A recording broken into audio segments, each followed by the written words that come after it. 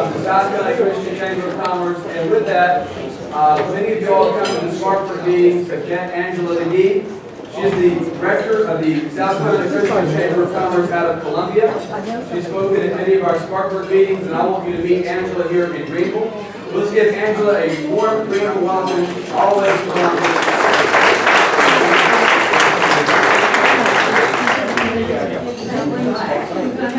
Thank you.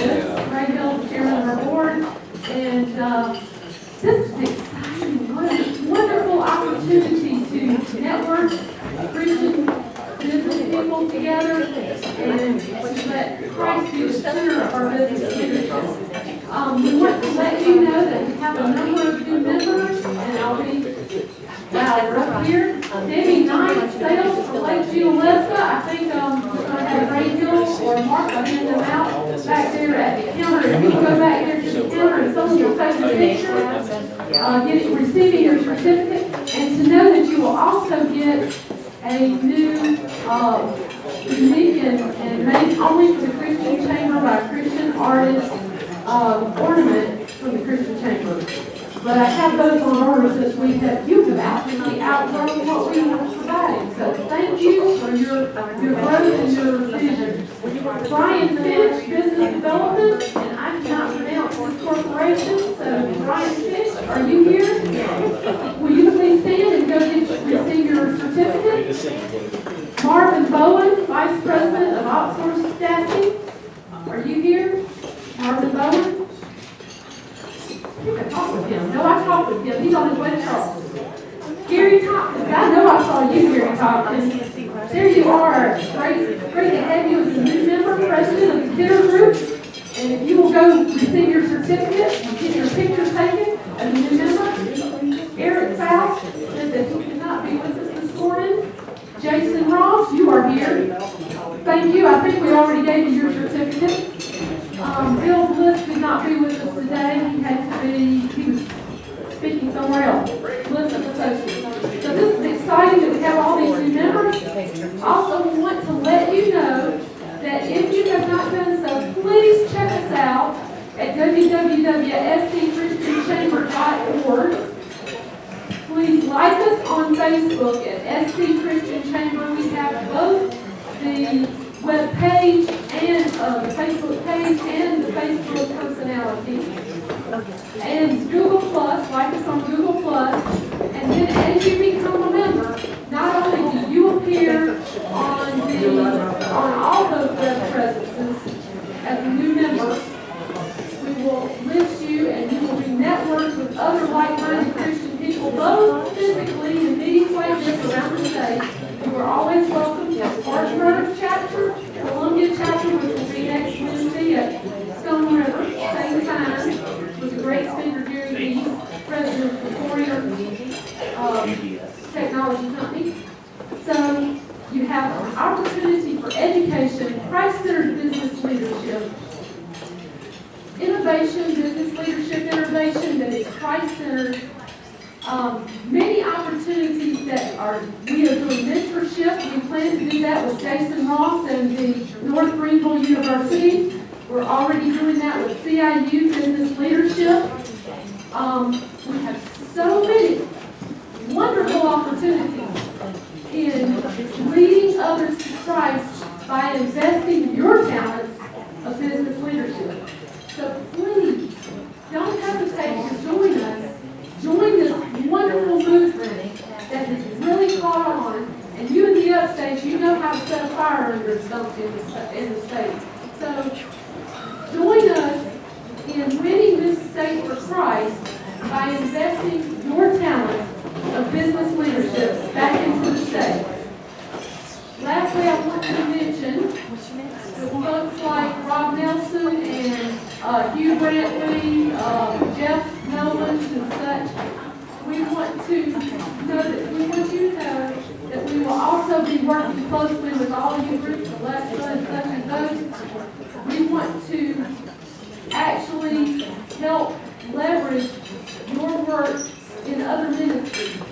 There's many of you that not only are business leaders, but you're ministry leaders. Fellowship of Christian Athletes, Salvation Army, many wonderful ministries.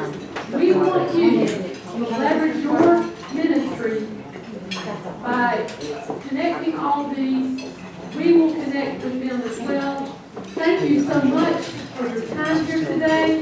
Thank you for your involvement in our community as Christian business leaders.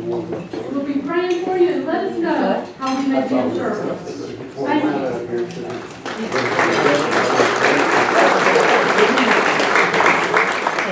If you saw me pointing randomly toward the back of the room, I promise I haven't had the concept of that. I'm trying to sit. Guys, we have a few seats in the front. If there are a few people that need to take a seat, there are several here. You can have lunch. Kelly? By the way, this is a good problem to have. I actually fully believe that I told the catering director here at the club, any extra seats, just put them on my account. Thank you all. Maybe a little bit better for the holidays. And give yourselves a round of applause. This will be the first meeting in Greenville. What a crowd.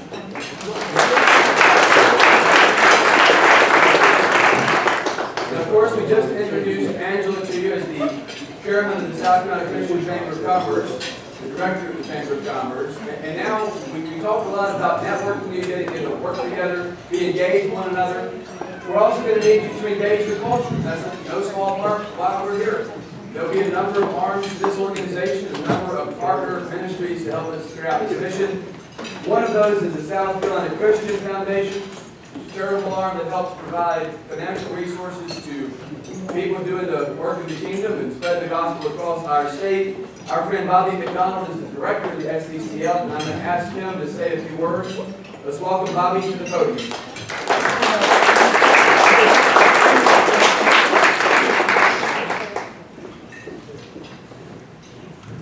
Well, thank you again for being here.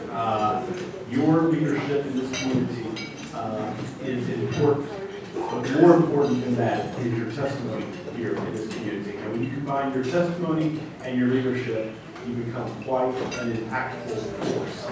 And so I just want to say a word of thank you for being here in this initial meeting. We are excited about what the Christian Chamber of Commerce is doing across the state, what its vision is, and we are excited to partner with them on several levels. We at the Christian Foundation are, as Josh mentioned, a charitable organization. Now, we are not like most other nonprofits that you are going to experience. In order to understand what we do, you need to understand two premises. One, we firmly believe that God owns everything. The Bible says in Psalm 24, the earth is the Lord's and the fullness thereof. The earth is the Lord's and all the people who dwell in it. God owns everything. That's the first premise. The second premise is He gives what He has to us to steward for His glory. He gives what He has, which is everything, to us as resources that we are then called upon to steward for His glory. And so the Christian Foundation wants to come alongside you to steward those resources, to help you steward those resources. Now, we're not talking simply financial resources. You have resources of your time, your talent, your treasures, but you also have influence and impact within your companies, your employees, your skills and abilities. We want to help you steward those as we seek to connect you with the ministries that you are most passionate about. Now, we do specifically deal with financial resources. If you can, imagine that we are like a local bank. You would go in and put some assets into a checking account, a savings account, or some type of product. Well, at our foundation, everything is a generous giving account. You can place assets into your account. We can assist you in maximizing tax deductions so that you can give more of those resources to ministry rather than to other things like, I don't know, the United States government to do what it wants to. So we can help you leverage the resources God has given you to maximize your impact. And again, that's not simply financial, but that is also all the other resources God has given. So if you are interested in becoming more connected to what God is doing in the community, we work daily with those who are donors. We work daily with those who are ministering. And we would love to be a part of connecting you as a leader here in this community with what God is doing. So thank you again for being here. If you'd like more information, see me, see Jeff Nolan. There are a number of us around that are familiar with the foundation. We'd love to be a part of what you're doing. Thanks so much.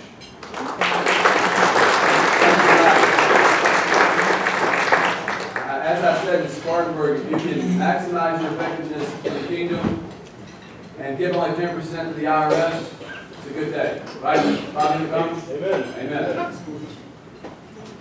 Now, we're going to continue to eat. They're going to serve our meal in just a moment. I want to go ahead and take a moment to introduce Mike Chibbaro. Now, Mike's our keynote speaker today, and I said on the radio with him yesterday. Poor guy, y'all need to pray for him. He had to spend the time at the podium with me last week in Spartanburg, almost an hour yesterday on the radio. Now we're here again today, so he's been put through the ringer. And as I said yesterday, he's one of the more interesting people I've probably ever met. How many of you know a CPA? How many of you think that the CPA that you know is the life of the party? That's stereotyping, I get it. Sorry to see you. Mike has spent 30 years at Ernst & Young, which is, of course, one of the country's most prestigious and largest accounting firms. In senior executive leadership positions, 30 years in that industry.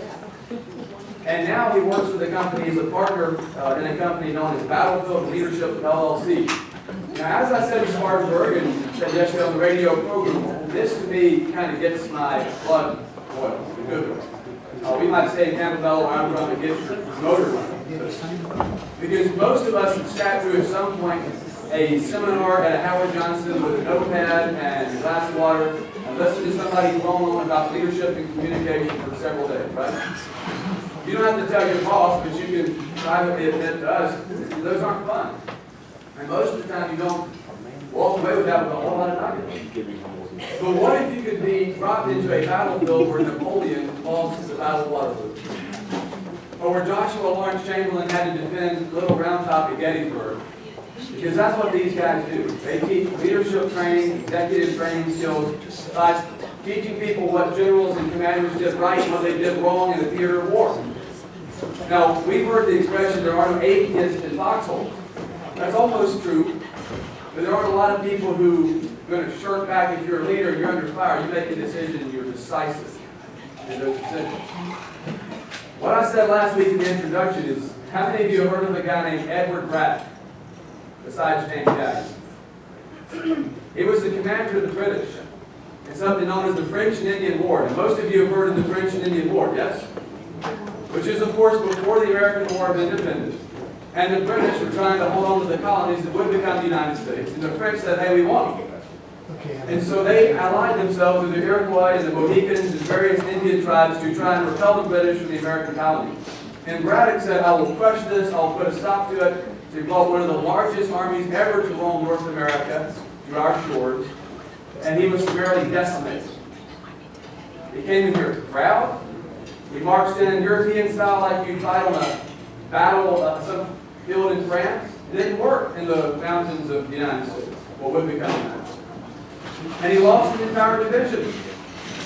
And he did it because he underestimated his enemy. And I think anybody in here who claims the name of Christ understands that there is an enemy of your soul. And there is an enemy of our values. Now, I believe we're all the ways to battle. My preacher used to tell me that we live in a battlefield, not a playground. And whether you're trying to run a business for the glory of God, or you're trying to help lead a state for the glory of the Lord, or you're trying to run any kind of organization for kingdom effectiveness, you are going to have a target on your back. And that's why it's exciting that people like Mike Chibbaro, not only experienced executives, not only a man who knows what it takes to succeed in business, but he's an elder at Grace Church and a committed man after the Lord's own heart. I can tell that just in the few conversations we've had. But he helps men and women understand leadership from the perspective of battle. And whether you're in business, trying to honor the Lord, or whether you're just trying to make it through everyday life, we are at war with a roaring lion that seeks to kill and destroy. So we're honored to have Mike Chibbaro here today, and if this doesn't excite you, then nothing's going to, because he's a better speaker than I ever could be. Mike Chibbaro from Battlefield Leadership. Come to the podium.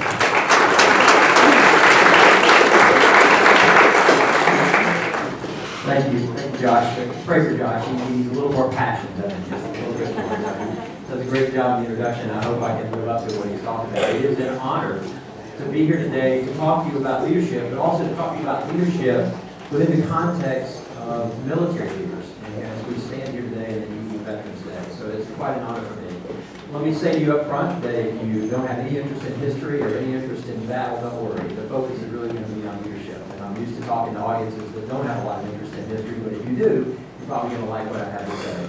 I do work for a company called Battlefield Leadership. We take executives, as Josh said, to experience leadership in the historic military battlefield. So we take them to places like Caltech, not too far from here, Gettysburg, Normandy, Chickamauga, and they do enjoy being out of the office and experiencing a leadership program and leading contacts with the safety ground on which it happens. So it's a lot of fun.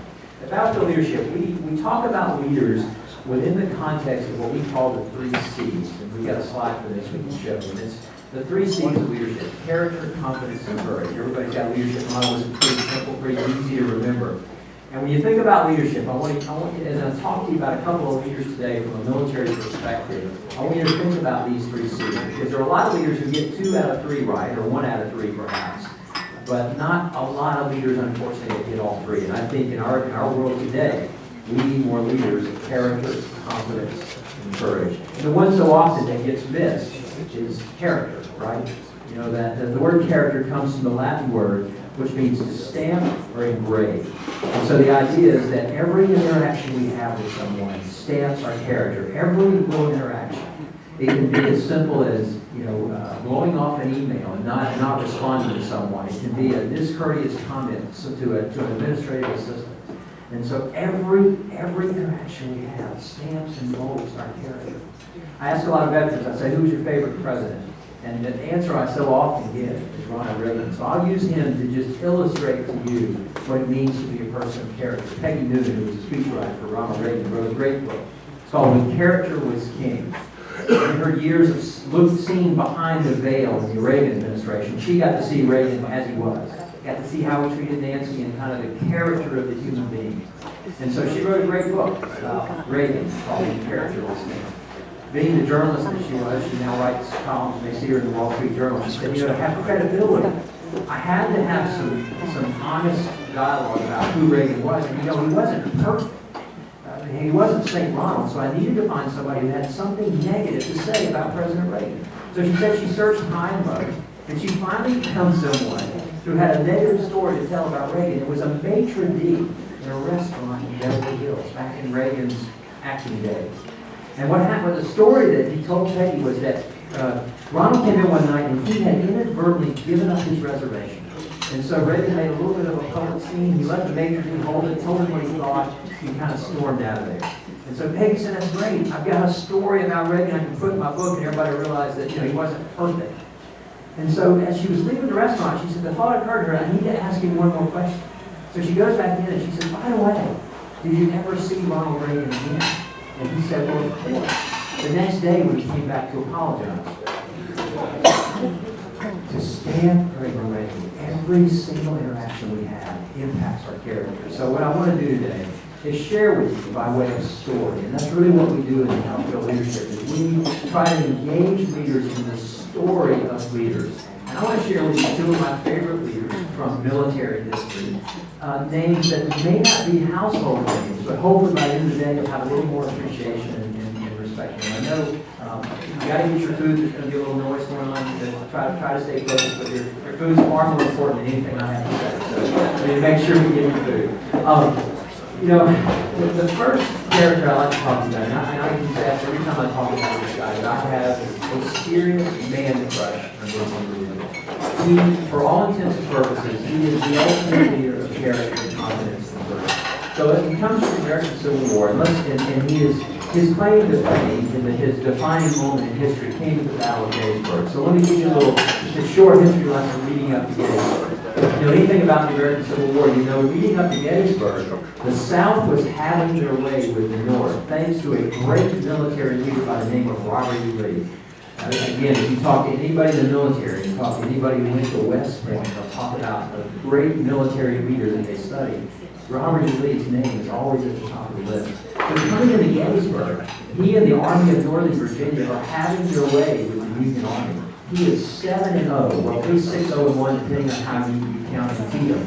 But he is defeating a much larger, a much better resourced army coming into Gettysburg. He convinced Jefferson Davis that he needs to invade the North and attacked the North in their ground, moved through Gettysburg, Harrisburg, Baltimore, Huntsville, Washington, to convince Abraham Lincoln to throw in the towel. So he would end up being a divided nation. But then Gettysburg happened. A small little town, about 1,600 people. Now 165,000 soldiers converged on this small little town for the 3-day battle, for the Battle of Gettysburg, July 1863. And this is where I want to introduce to you Joshua Lawrence Chamberlain. On the second day of the Battle of Gettysburg, it comes to the attention of the Union leaders that their left flank is exposed.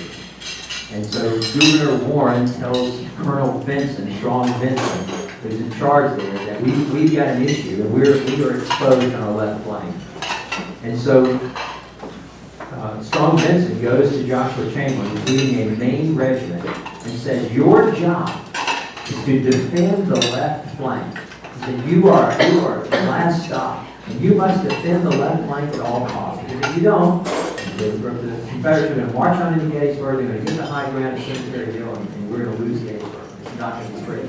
You have got to defend at all costs. So yeah, we have a slide here, you can see Joshua Chamberlain. And he is the most fascinating individual, because here we have this defining moment in the battle where it's critically important that the Union troops be successful.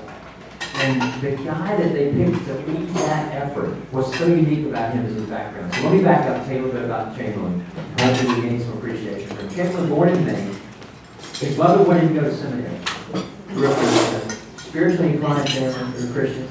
His father wanted him to go to the military. Fortunately, he listened to his mother, and he went the seminary route. Goes on and becomes a great learner, an academic, if you will, becomes a professor at Bowdoin College in Brunswick, Maine, when the war breaks out. He's early 30s, war breaks out. He had formed his own views about slavery, became a strong abolitionist. When the war breaks out, he feels it's his duty to enlist. So he tries to tell his boss at the university he's going to enlist, and the boss said, no, you're too valuable to the school. You can't do that. So he has another idea. He says, well, okay, boss, how about giving me one of those European sabbaticals? You know, you give the professors, they go off and they study and they learn and they come back. He says, okay, I'll give you that European sabbatical. As soon as he gets a sabbatical, he enlists for service in the Union Army. So he tricked his boss a little bit. When the governor finds out he's enlisted, the governor of Maine tries to give him responsibility over an entire regiment. And Chamberlain, in his wisdom, says, whoa. I'm a professor. I don't know anything about military affairs. I went to seminary. And so the governor says, okay, so I understand that. So he puts him underneath another colonel by the name of Delbert Ames, a younger man who had far more military experience, who becomes a mentor. And he begins to see in Chamberlain some leadership characteristics. And he values these. He sort of takes him under his wing and teaches him and prepares him for this epic day at the Battle of Gettysburg. So Chamberlain's in the military, he fights in a couple battles, particularly at Fredericksburg in the snow. He gets some experience. 2 weeks before the Battle of Gettysburg, and an incident occurs that has a huge impact at Little Round Top, and I want to share it with you briefly. Chamberlain has brought 120 mutineers from Maine, his home state. And he is told, Colonel, you can shoot him if you want to, which was common back then. If somebody was wanting to run away from the army, the easiest thing to do would be to hang him, shoot him, whatever. And Chamberlain said, okay, give him to me, I'll take care of it. And of course he doesn't shoot them. And what he does in using his gift of leadership, in its simplest form, leadership is about relationships of influence. Relationships of influence. Remember that. I think that's what the Christian Chamber of Commerce is all about, is using our influence. Chamberlain uses his influence with these mutineers to convince them to stay with him. He says, I'm not going to shoot you. He says, in fact, if you want to continue to fight with us, I'll give you your muskets back. Well, we're moving out and you're coming with us.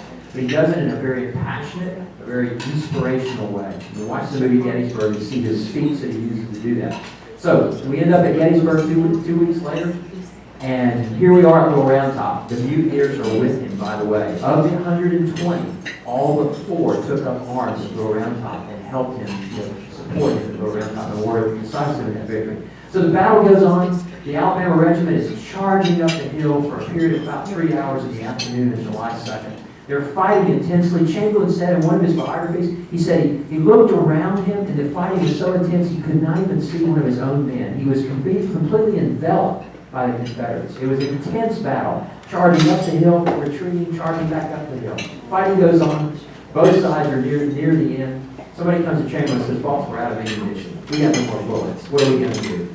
In that moment, Chamberlain, one of his greatest gifts was this calm presence. And his men remembered how in the midst of chaos, he had this presence about him, where he just brought this calming effect. And he says to the men, he says, "Okay, here's what we're going to do. Put your bayonets on your guns, and we're going to have a bayonet charge." Now, if you know anything about military tactics, that's a last resort. And he instructs them specifically, he says, "We're going to act like the hinges on a door, and we're going to run those Confederates back down that hill as we move in unison." And with this courageous bayonet charge. How did Chamberlain go to do that? Just a word about Chamberlain. Because I hope today that you come away with more than just a little bit of history. I hope you come away with something that you can take away for your own leadership journey, your own role as leaders. And you all have relationships of influence. I don't care where you are, what you're doing, whether it's in your family, in your church, or in your business. You all have relationships of influence. So how does Chamberlain, in that moment, with all that chaos going on around him, how does he know what to do, how to do it? How does he inspire his men? And he had this, how does he draw upon that? Well, one of the things about Chamberlain when you read about it, he was what I'd like to call a lifetime learner.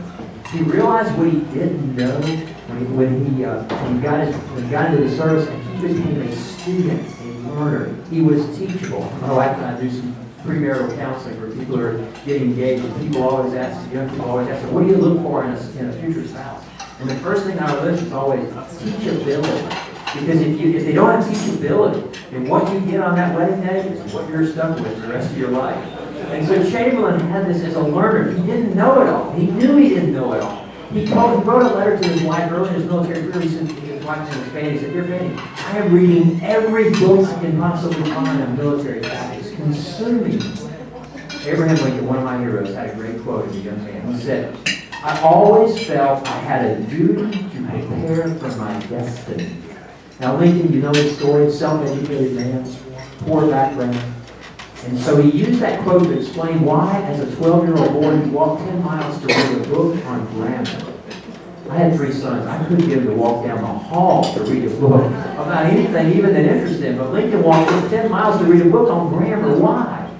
Because he knew he had to be able to speak well and write well to fulfill the calling that he had, the sense of destiny.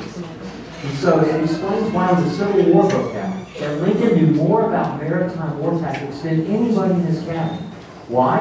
He'd never been on a boat in the war, but he had read every book ever written on maritime war tactics. Chamberlain, in that moment, calls upon that knowledge, that wisdom he had gained in his commitment to the Lord. And he's able, sometimes we look at leaders and what they do in these epic moments, and we think it's magical. Well, maybe. My experience being around great leaders, when you unpack it, it's a little bit of magic, but it's a lot of preparation. It's a lot of discipline. It's a lot of commitment to the things that you need to do. So, Chamberlain leads his men to drive the Alabama regiment back down the hill. They go in retreat, and he defends the left flank. If he doesn't do that, the course of history may have changed. And he, of course, receives the Medal of Honor. He goes on to great military distinction. But more importantly, the full story, the totality of Chamberlain as a leader. So what's the postscript on Chamberlain? He goes on and is wounded 6 times in the war. Twice he's left for dead. The New York Times actually printed his obituary, and his wife read it. He wrote his wife a note from a hospital in Annapolis after being severely wounded in the abdomen in Petersburg. He wrote his wife a note and said, "Honey, I am going to be with my Savior, deeply committed Christian." He knew where he was going. He said, "I am done. I'm sorry, but this is the last letter you'll get from me." He not only survived it, perhaps God had a different plan for his life. He goes on to continue to serve. When the Civil War ends, one soldier is selected among all other soldiers to oversee the parade of surrender of the Confederates at Appomattox. Joshua Lawrence Chamberlain, out of the respect that people had for him. His leadership style was so contagious. When the Confederates are marching through at Appomattox, he calls the men spontaneously, not in the planned order of business, to a sword salute for the fallen enemy. And so the men there just talking about what an honor it was to salute the fallen enemy out of respect in that moment. Chamberlain goes on after the war, and he, of course, has a very successful life. Elected governor of Maine, 4 consecutive terms, the most popular governor in the history of Maine. Goes on to become president of Dalton College, has a great career, great family life right here in Brunswick, Maine. He visited his home today in Brunswick, Maine. He said his greatest regret in life was that when he was 70 years old, he tried to re-enlist to fight in the Spanish-American War, and he was told he was too old. Shortly after the Battle of Little Round Top, Chamberlain got a letter in the mail, and I think this, we all believe in the sovereignty of God. One of the definitive biographies of Chamberlain's life is called In the Hands of Providence. And so Chamberlain gets this letter, which shows you sometimes God's hand is placed uniquely on individuals. Chamberlain gets a letter from a member of the Alabama Regiment who he's fighting against that day at Little Round Top. And this soldier says, "Dear Colonel Chamberlain, I want to tell you something that I think you need to know." It would have been very clear to the soldier who Chamberlain was. He would have been standing front and center with his man. He would have had the bars on his shoulders. And he says, "Colonel Chamberlain, twice on that day at Little Round Top, I had you dead in my sights, and I couldn't pull the trigger. Not once, but twice, never happened before, never happened afterwards. I couldn't do it, and I thought you ought to know that." Joshua Lawrence Chamberlain, a great American hero, teaches us a lot about being a lifetime learner, having poise in the midst of chaos. George Washington said, "When the bullets started flying, I felt my heart slow down." Washington had a gift in battle to have a calmness about him. Chamberlain had that same gift. And so hopefully you're encouraged. I'm a card-carrying member of the Joshua Chamberlain Fan Club. If anybody wants to join, feel free to let me know. The most visited spot at Gettysburg is Little Round Top today, because the book Killer Angels sort of made Chamberlain famous in the movie Gettysburg as well. But the interesting thing about Chamberlain, there are over 1,500 monuments at Gettysburg. If you've been there, there's a monument every 10 feet, right? The Monument Commission, that's what they were paid to do, and there's lots of monuments. You will not find a monument to Joshua Chamberlain. Why? Because he didn't want one. Because he didn't want one. So I use that to segue and talk about humility, because the other leader I want to talk to you about is another great illustration of the quality of humility which we find in many great leaders. The next guy I want to talk to you about, again, some of you may have heard his name, you may not have a full appreciation for him. I've asked 2 seasoned military veterans who they most respect from their past. One was a guy I met by chance. His name was General Dennis Reimer. He was a 5-star. He was Army Chief of Staff in the 90s. I was speaking at a conference where he was. We got put in a cab together. I rode to the airport in San Antonio, Texas with him. On the way to the airport, I said, "General Reimer," I said, "who do you most respect from all your days in the military and all your study?" His answer shocked me. I asked the same question to one of my partners, Colonel Kevin Farrell, distinguished 2-time battle veteran from Afghanistan, who also was a professor of military history at West Point and a graduate of West Point. I asked him the same question, he gave me the same answer, which I found interesting. I want to tell you about that guy. His name is George Cabot Marshall. You can put the slide up there.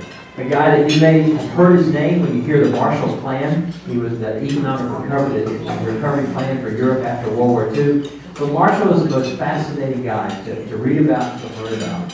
Churchill called him the organizer or the architect of victory in World War II. But he was never the combat guy. He was not George Patton. He was not Douglas MacArthur. He was the guy behind the scenes that organized it all, that put it all together.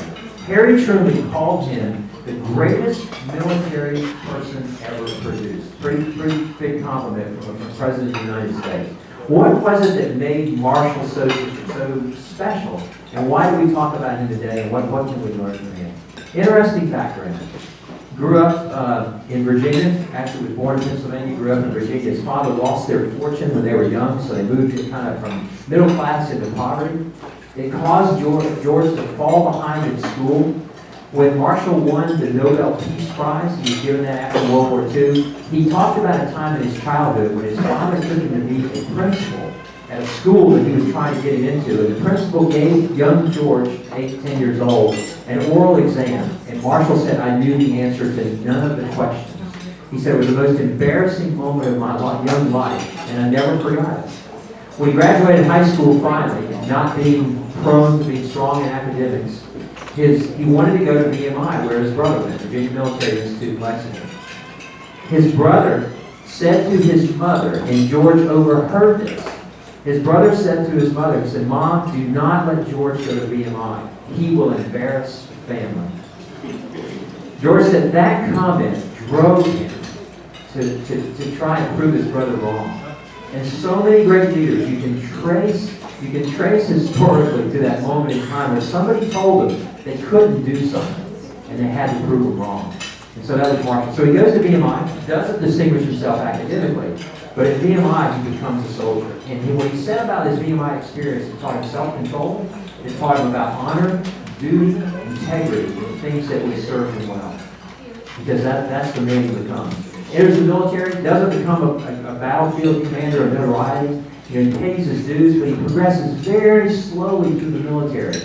A guy does take notice of him. Generally, you might recognize John Pershing from World War I. And he becomes somewhat of a mentor for him and recognizes in Marshall this integrity and this leadership capacity. And so he becomes somewhat of a sponsor for him. But Marshall's in his 50s when we're on the cusp of World War II. And he still hasn't achieved any great prominence. But somehow he gets in the running to become the chief of the U.S. Army going into World War II. He's one of several people who are considered. So in 1938, Roosevelt's still trying to make a decision on who's going to get that role.